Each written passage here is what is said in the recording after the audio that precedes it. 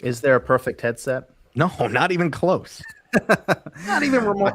Because think about it. We have to balance price, weight, battery power, and performance, and heat. Yep. I mean, that's in the comfort category.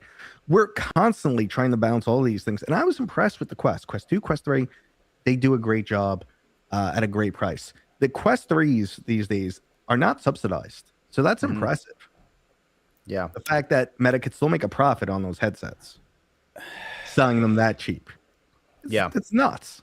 It's narrow margins, but it's there. It is narrow margins for sure. Yeah. Well, wasn't it for the Quest 2? They did take a loss on that. They took a loss on the Quest 2, Yeah. for a while. And then yeah. eventually it evened out.